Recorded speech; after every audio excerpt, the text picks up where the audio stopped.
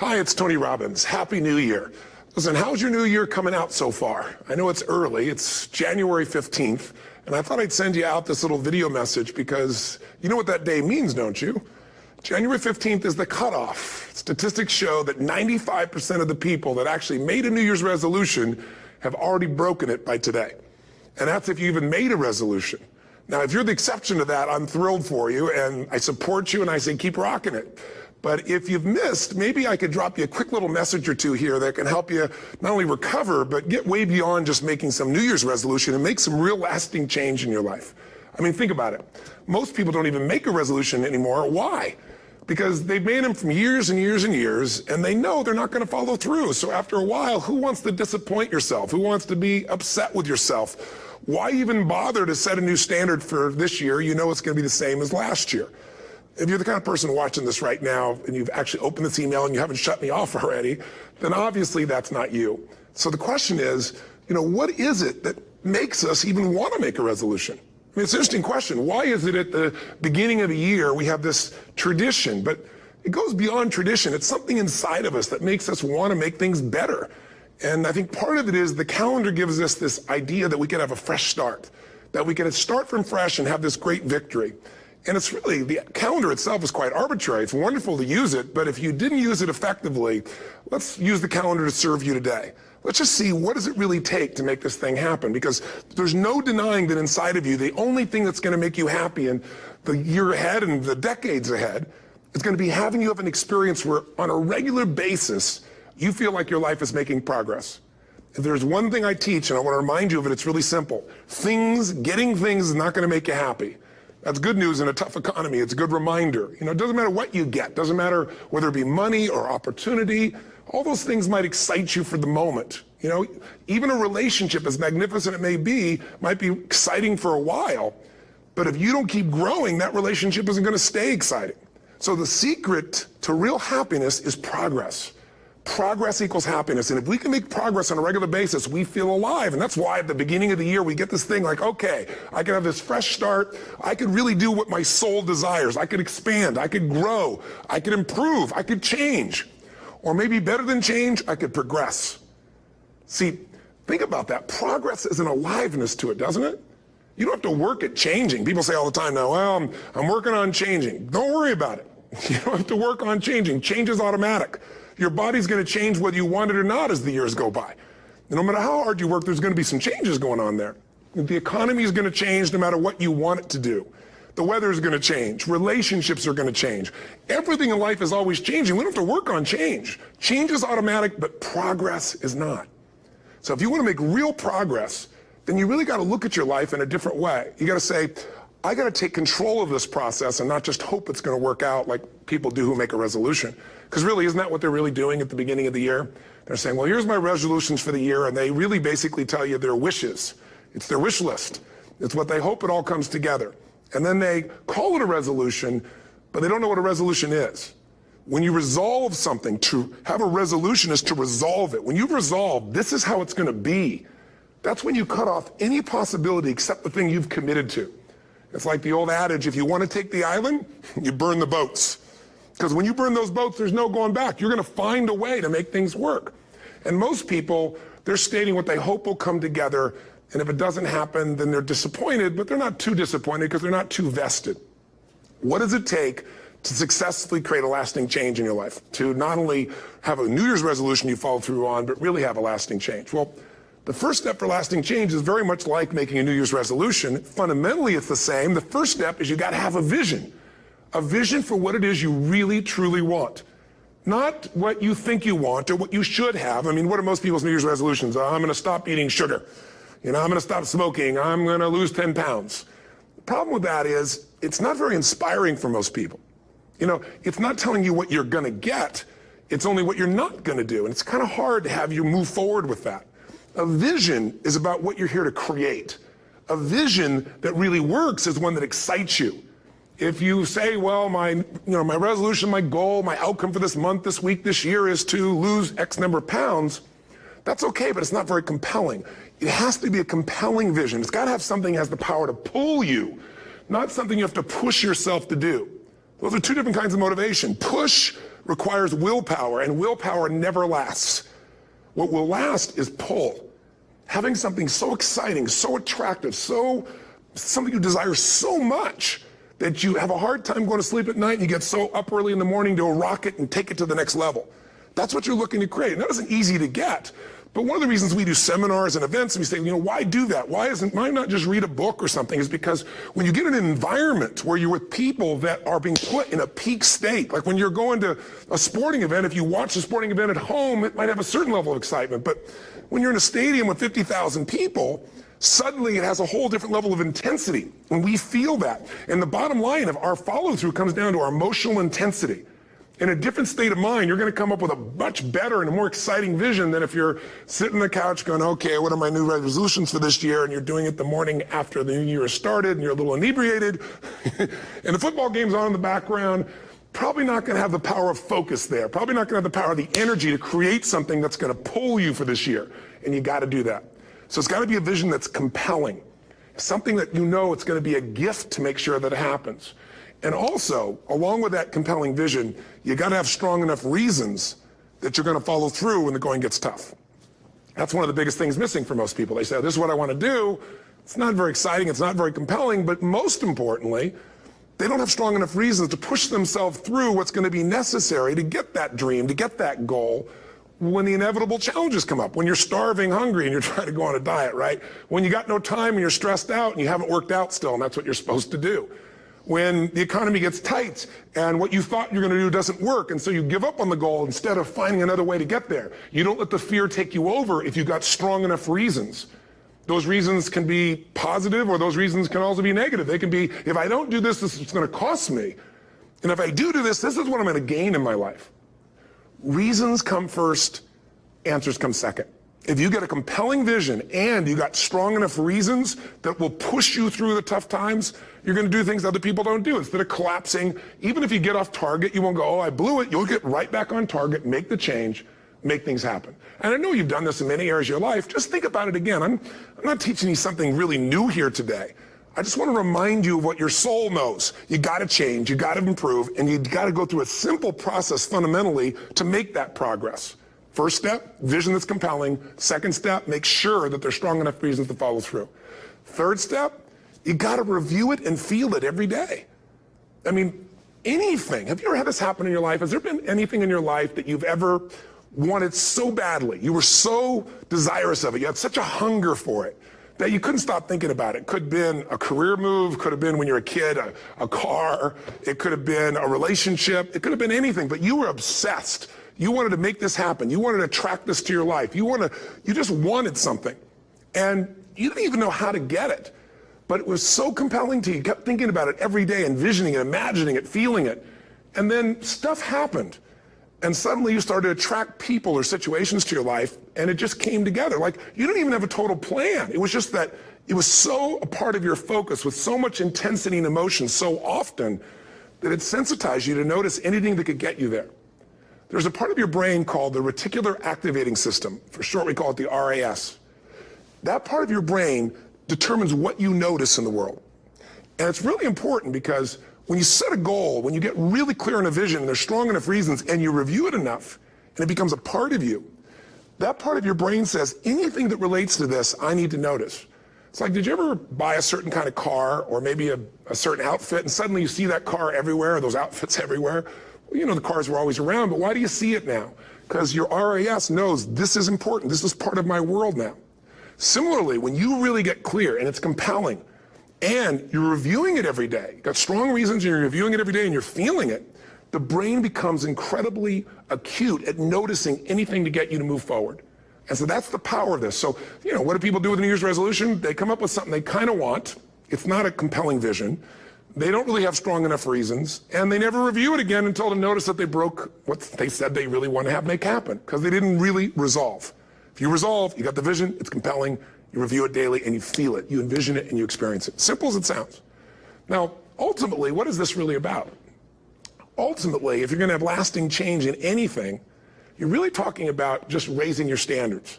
I mean, I always tell people, if you want to know how to change your life, I give it to you in 3 words, boring as it sounds: raise your standards. And what does that mean? corny as it sounds. Raise your standards. Oh, thank you for the breakthrough thought, Tony. I'm glad I wasted my time watching this little email with you. But think about it. Lasting change is different than a goal. You don't always get your goals, but you always get your standards. Maybe it'll help you is to think about it this way. I try to explain standards to people with a different set of words. Think of it as everybody in life gets their musts. They don't get their shoulds. Like, think about it. Most people have a list of shoulds, don't they? Don't you have a list of the shoulds, things you should do, you should follow through on? I should lose some weight, I should work out more, I should make more calls, I should respond more rapidly to my email, whatever, you know? I should get into the office earlier, I should be, more confident. Whatever your should list is, people love to have their should list be met, but it's kind of like New Year's resolutions. If it does, it's really exciting, but if it doesn't, which is most of the time, it's a little disappointing, but you kind of know it's not going to happen. But when you decide something is a must for you, an absolute must, when you cut off any possible, you say, I'm going to find the way or I'm going to make the way. Human beings, when they resolve things, when they make a real resolution inside themselves, which is they raise the standard and they make it a must, they find the way. Think about it in your own life. Haven't you had some area of your life where you raise your standard and your life has never been the same? Maybe at one time in your life you smoked cigarettes, or you did something and you did it for years and you kept trying to change it and kept telling yourself I should. And then one day something happened. Something just clicked you over. Something took you over that kind of tipping point. And inside yourself you said no more. And it was a very, very different experience, wasn't it? Something inside of you shifted and what was a should became a must, and you've never gone back. Is there an area like that in your life you can think of? Again, did you ever smoke cigarettes? Did you ever eat a certain way, drink a certain form of alcohol, and then finally say no more, and you just don't go back? And notice this, it doesn't really take any willpower anymore. Because somewhere when we make this click, when we make something a must, we attach ourselves to it. It becomes part of our identity. And one thing I've learned in the last, 33 years of working with people from now over 100 countries, 4 million people, is human beings absolutely follow through on who they believe they are. If you said to me, well, I'm really going to work hard to stop smoking, but I've been a smoker my whole life and I am a smoker. I know your days are numbered. You're going to be back smoking cigarettes again, because we all act consistent with who we believe we are. I tell people the strongest force in the whole human personality is this need to stay consistent with how we define ourselves. If you define yourself as somebody who is really conservative, you're not going to be crazy and act nuts unless you're really drunk or something, and then you can say it's the alcohol, when it's really just you finally getting permission to be yourself. The alcohol is your excuse. If you're a really crazy person, you act crazy, outrageous, playful. You don't act conservative because that's not who you are. Very often people say, well, I can't do that. I'm not that kind of person. And I always say to people, really, when did you define yourself? I mean, really, how many years ago did you come up with what you could and couldn't do in your life? How many years ago? Most people, if they really look at how they're living their life today, it's based on a set of standards, a set of beliefs that they made choices about 10, 20, 30 or more years ago. I mean, very often we made decisions in our youth or very young about what to believe, about what we were capable of, about who we are as a person, and that becomes the glass ceiling, if you will, that controls us. There's a corny metaphor, but it's true. I remember one time I was with my family at the circus, and there was a person there, and they had this big, giant elephant. And you look at this elephant, and they take this little rope, put it around the elephant's neck, and they drive this stake into the ground. And I mean, you look at this, and you know that elephant could rip down the entire tent with almost no effort. And yet, the elephant doesn't struggle, doesn't try. Why? Because the elephant's conditioned. And they take that elephant and condition the elephant when it's a baby elephant. That's how they train them. When it's a little baby elephant and it doesn't have the power yet, they put a big rope around it and they drive this huge stake in the ground, and the elephant fights and fights and fights. And one day, finally, that elephant decides, I'm not capable of pulling this out. And once that becomes the definition of an identity of anyone, an elephant in this case, they don't even try anymore. It's just who I am, that's how it is, that's just the way it is in my life. I'd like to ask you to take a look at any place you've got a limitation and ask yourself, when did I decide to accept that limitation? And you may not even see it as a limitation. You might see it as just, that's who I am. But so often in our lives, we've adapted to be a certain way so that we don't fail or so that people will like us or respect us, but it's not necessarily who we are. Joy comes when you're spontaneous. It's really hard to be truly happy when you're not being yourself. And most of us have no clue who we are. And so a big part of my work, if you've ever been to an event, you know, is to get people to do things spontaneously without thinking, because that's when the real you shows up. That's when the energy comes alive. And when you do that, when you start to connect to your true nature, suddenly there's energy available for you to set a higher standard for what you want in your life. That's what this is really all about. And when I talk about standards, when I talk about, you know, shoulds versus musts, think about your own life. I know there have been areas in your life where some point in time you just shifted and you raised the standard and your life changed. Because whatever people have their identity attached to, they live. We live who we believe we are. That's just how it works. It's just kind of like, I'll give you an example. Look at your physical body.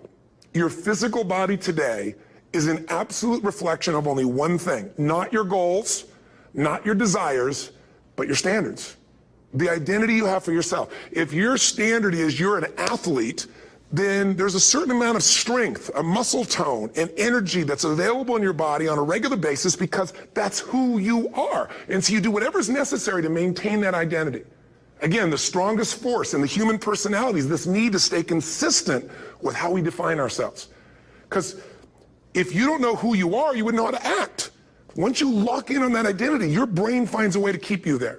If you say, you know, man, I'm overweight, I've always been overweight, I'm big boned, and that's the story you got, then you're going to always find a way to get back there. That's your settling point. That's your identity. That's where things lock in.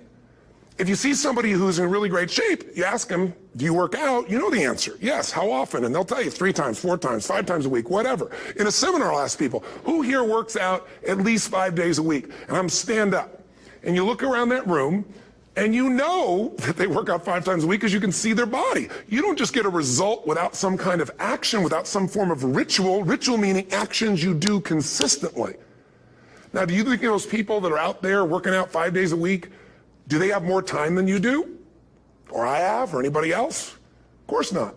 Is their life less busy? Of course not. It's just a must for them. They must work out that way, and they've made that turn and their life changed. So I'm not saying you have to work out 5 days a week. I'm just saying whatever you really want, wants don't get met consistently. Standards do. Whatever you identify, this is who I am. And so it's not so much about changing your identity as there's expanding it. You know, deciding that, you know, instead of your goal is to lose 10 pounds, which is not compelling, what if your vision was to get back to my fighting weight? You know, this year, this month, this next 90 days, I'm going to transform my body. I'm going to take on a new challenge. I'm going to find some technique or strategy, there's a million of them, that can reframe myself where I want to feel younger, stronger, more vibrant than ever before. Here's my reasons. Because I want the energy to really make my life work. Because it's tough out there, and I want to be stronger than I've ever been before. I want to go in front of the mirror, and if I'm naked, not, you know, want to laugh. I want to look there and take a good look and go, yeah, I'm proud of whatever I see there. Whatever it takes, something's going to make you laugh, smile, something that's going to tease yourself, but something's going to move you to another level. If you identify yourself in a new way and you own that every day, and that becomes the standard of how you live, you'll find the way to make that standard real. Money's the same way. Think about it. It doesn't matter what's happening, quote unquote, in the marketplace. People that make money find a way to make money no matter what, don't they? I mean, most people's standard is to pay their bills. So that's what most people find a way to do, even when economic times get tough. Most people, if that's their absolute standard, they find a way. Some people's standard is pay their bills most of the time. And so most of the time they do. Some people's standard is not just to pay their bills, but to take care of their family and maybe even some of their friends. And they find a way.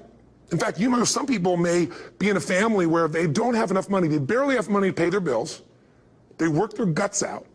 And then somebody, their mother, their father, somebody else, their sister gets ill, and there's not enough money to take care of it. Nobody else has money in the family. They don't either, but they find a way to get that money to take care of their mother or father, don't they? And pay their bills. They never could do it before. Why? The situation made them raise their own standard. And not everybody does that. Somebody else in the family might have money and still not take care of their mother. It all comes down to the inner game, my friends. Changing your life is a change in the inner game. The outside world you can't control, but you have absolute control over this one if you learn the dynamics of what shapes you. And identity is one of those simple, clear, fundamental basics that if you start to shift it, everything else will shift in your life as well. Some people, by the way, have to have more than enough money to do what they want, when they want, where they want, with whomever they want, contribute the way they want. And if that's their must, they find a way. I know that sounds overly simplistic, but it's true.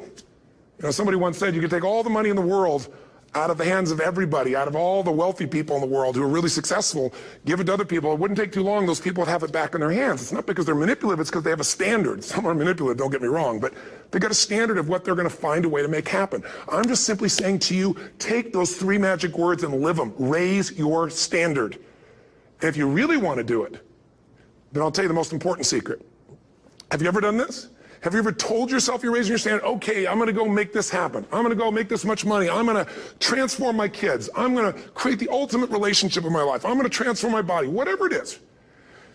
And then you don't have strong enough reasons and you don't use it. You don't follow through. It's because you didn't back up your standards with what makes those standards real, and that's rituals. Rituals are where the power is. Whenever we do our Robbins results coaching, and we say Robbins equals results, the way we get results with people, it's the same way if you listen to my Ultimate Edge program, or back in the old days, Personal Power, or if you went to one of my seminars. You know what I do is I take these huge challenges you got and we break them down into little bite-sized steps. Little things you do each day that after you do them, you get so much momentum that it's easy to succeed. You're not overwhelmed. You have these victory day after day after day on little things. If you went through Ultimate Edge, I'm sure you learned about the hour of power, or the 15 minutes to be able to be fulfilled, or 30 minutes to thrive, where you literally just condition your body and emotion with a couple little rituals. So it doesn't matter what's going on in your world, you feel that strength, and it's not fake, it's not some pump up, it's coming from inside you, and it works. Rituals define us. See, all the results in your life are coming from your rituals. They start with a standard and then have rituals that follow it up. Like, for example, if you are where you want to be physically, you have very different rituals than if you're not where you want to be physically. If you're overweight, you and I both know you got a different ritual than if you're physically fit. Completely different. You get up in the morning, what's the first thing you do if you're fit? Your shoes are there, you roll over, doesn't matter how you feel, you put on your shoes, you lace them, you start walking, or whatever that ritual is. If you're overweight, you roll over and you have a very different ritual. You might roll over several times to turn the alarm clock off. You go in and get your mocha, smocha, whatever, special coffee. You stop by at Starbucks, whatever the case may be. You have your nice sugar muffin. It's supposed to be really nice for you. Whatever you do, it's a different ritual. If you have a great, passionate relationship, you have very different rituals in how you come home than if you have a lousy relationship. When you come home and the first thing you do is you're tweeting somebody, or you're emailing, or flipping on the news, or you don't even come home. What are the rituals? Whenever I study people that are successful, what I look for is what's the standard they hold themselves to, and then what are all those little rituals that add up? Because think about it. Success and failure are not giant events. They don't just show up. You don't just suddenly become successful or suddenly have this cataclysmic event that makes you fail. It may look that way, but failure comes from all the little things. It's failure to make the call. It's failure to check the books. It's failure to say, I'm sorry. It's failure to push yourself to do things physically that you don't want to do. And all those little failures day after day come together until one day some cataclysmic event happens and you blame that. That event happened because you missed all the little stuff. Do you agree with me? And success, by the way, is not some overnight event. It's all these little things. Success is having a vision. Success is making it compelling. Success is really seeing it and feeling it every day with strong enough reasons. Success is feeling the sense that I'm here to grow and I'm here to give something to the world more than just myself. Success is caring about other people. Success is calling and saying, I love you in the middle of the day for no damn reason. Or sending a note. That'll change your relationship. Have a ritual of something funny, playful, or a surprise you do. How many relationships are dead today because they have no surprise rituals anymore? You need to have some rituals, some cool things you do that nobody else does that gives you a better life than anybody else has. All the little stuff. That's where success comes from. In business, it comes from delivering more than anybody could imagine. All those little things add up. People go, wow, that's who I want to do business with. It's true in any area of your life. So if you look at somebody who's really successful and you think, wow, I mean, they're so amazing, they're such a genius, you got to dig underneath and you got to remember something. People are rewarded in public for what they've practiced for years in private.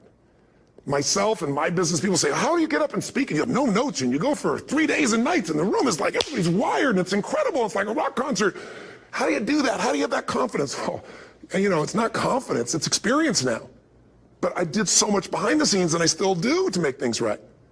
I mean, How many people would know that since the time I was 17 years old, before I walk out on stage, still do to this day, wouldn't need to do it, but I still do it, I never walk out there without being in an absolute peak state of mind. You know, there are days my back is hurting, my throat is hurting, or I may have had a challenge, or my father passed away, and I've still got to deliver for these people because my standard is give my all every time. Every event has to be better. Talk to anybody who's been to our events for 5, 10 years, some of our trainers, and they'll say, I don't know how he does it. He always finds a way to make it better. That's not an ego thing. That's a standard in me. I have to find the way. And my ritual, though, is I prepare, I think, I gather new information, I figure out how to put something across better. What do people need? I spend time with our customers. I see what's going on. And before I get on stage each time, I have this little ritual to put myself in a state of mind.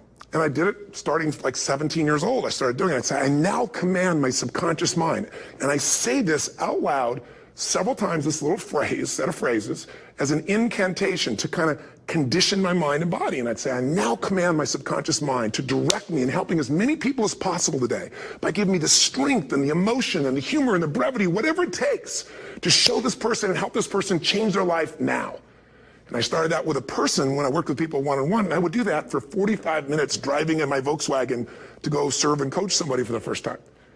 Now I don't say that person, I say these people, and I can go out in a room of 10,000 people and deliver for 50 hours, and I do it every time I come back on stage. It's a ritual to go into peak state. Peak states don't just show up, they don't interrupt you. Great ideas don't interrupt you, you gotta pursue them. I talked to Michael Jordan, I'll never forget, at the peak of his career, and got to watch his final game, saw him backstage and spent some time with him, and it was a pretty exciting time. He was the greatest basketball player I think that ever lived and has ever lived. And I asked him, I said, you know, what sets you apart, Michael? You know, what is it? And is it God-given talent, ability, skill? What is it? And he said, Tony, you know, he said, I can shoot you straight. And you know, it's not, you know, me trying to act humble. He goes, I have a lot of talent, a lot of God-given talent, a lot of skill. I've worked really hard. But he said, really, it's my standards. He said, every day I demand more from myself than anybody else could humanly expect. I'm not competing with somebody else. I'm competing with what I'm capable of. Magic formula. Because most of us lower our standards. Why? Because who you spend time with, my friends, is who you become. One of the biggest reasons I started going to seminars when I was like 17 is I had nobody around me as a great role model. I could read about somebody, but being around people, being in that environment was very different. Finding a way to go to work with someone who lived that standard of life was very different.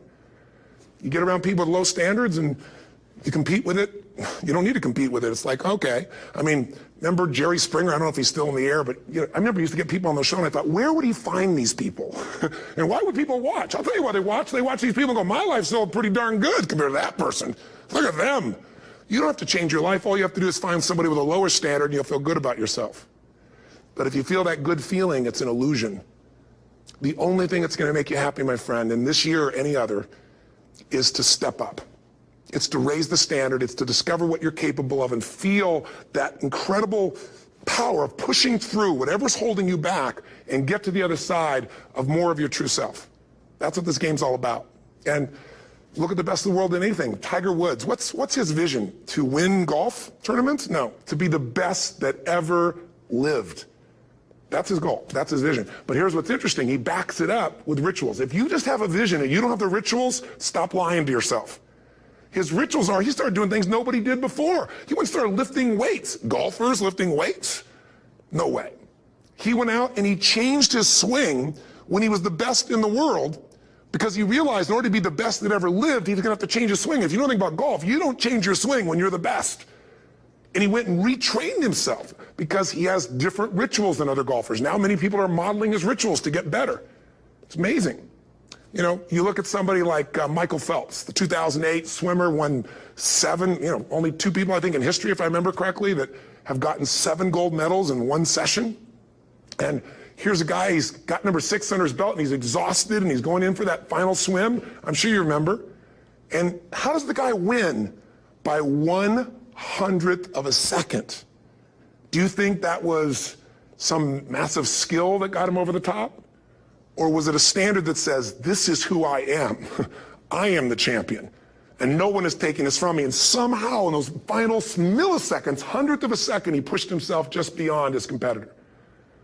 But you know about Michael Phelps? What allowed him to be able to push beyond that moment is his rituals. Go study the guy. Most people who swim have these unbelievable workouts. He does 2 and 3 of those workout sessions a day. All the other swimmers in the beginning thought he was insane. You're going to overtrain, you can't do that, it's not physically possible. But he had a standard and the rituals to back it up. So here's my final message to you, because I've gotten carried away. I thought I was going to send you like a 5-minute message, but as you can see, there's no script here. It's just me going a little crazy with you, but I want to really see you get what you want this year. Don't let this year be like last. And if last year was great, still don't let it be that way. Raise the standard. If your life is perfect and extraordinary, you darn well know you're not going to be happy unless you keep making it better. That's what makes us feel alive. It's not what we get that makes us happy. It's who we become and what we're able to give because we become more. That sense of contribution is what creates the deepest meaning. So here's my assignment for you if you want one. If you want to go from conversation to some action, here's a simple thing to do. What's an area of your life right now that you really want to improve? What's an area that's important to improve? If your body's great, how about your career? If career's great, how about your relationships? Intimate one especially, or your kids, or your relationship with your creator, your spiritual side of your life. Or is it your finances? Figure an area that really matters. Decide on that area. Number one, write down what your life is like in that area right now as specifically as possible. So you might say, well, I'm 13.5 pounds overweight, whatever the weight is, whatever the situation is, or my body fat's like this, or I wake up exhausted in the morning, and you write the truth of where you are right now. So you're real clear. Or I'm not in a relationship. I say I want a relationship, but I'm not in one, and I don't seem to find them. All the good ones seem to be gone is my belief. And I really do want one, but I don't have it. Whatever your definition. Or I'm in a relationship, and God, I wish I wasn't in a relationship. I'm planning my escape. Wherever you are. Or I have a wonderful relationship. We love each other, but there just isn't enough passion. Just write the truth of where you are. The area you want to change, but write how it is. And then the second step is, this is where you got to be really honest with yourself. What are the rituals that have put me there? Because whatever results you're getting, even if you don't like the results, there's some rituals that are keeping you in that place.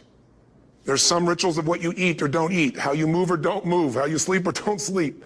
There's some rituals in the lack of variety or spice or energy or focus in an area. There's something you're doing, and it's usually not one thing, it's a bunch of little things that you kind of do consistently whenever you think about getting in a relationship, whenever you think about working out, whenever you think about money. You get yourself in a state of overwhelm. You start thinking about all the things you can't control. Just write down all the rituals you have, and then here's the third step. What do you want?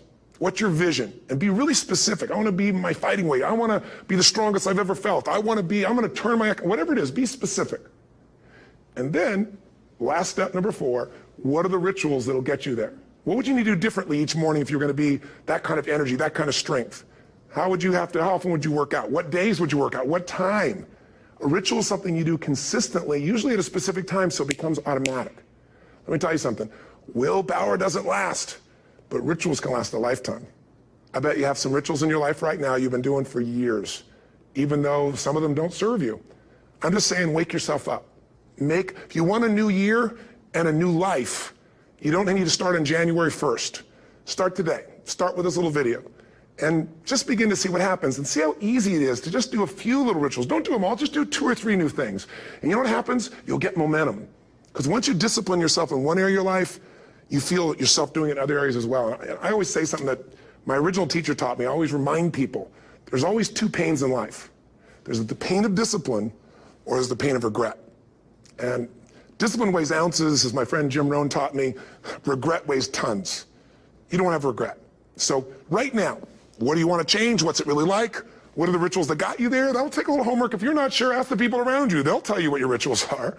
What do I really want in depth? What are the rituals that'll get me there? And then get yourself to start a few of those actions and lock them in place. If I can help you in any way, we're here as a company to support you. Come have an event with us. Come to Unleash the Power Within or Master University, or get a coach. You can get a free coaching session if you call our company and click on something on this. We'll probably have something on it, or get a product. Or don't do anything with us, but do something with somebody, starting with you. If you make the changes in yourself, you're going to be proud this year, and no amount of money or accolades from other people can mirror the feeling of being proud of knowing you've taken back control of your life, or you've taken a great life to another level. Because once you do that, you have something you can give other people, whether it be your kids or your friends or your family. And ultimately, that's what life's about. So thanks for listening. I don't know how long I went here, but I hope this has been helpful for you. I just thought it's a new year, and I want people to be able to truly create a new life. And until I see you again, hopefully soon, or get the chance to meet you, live strong, and live with passion. And of course, God bless to you. Happy New Year.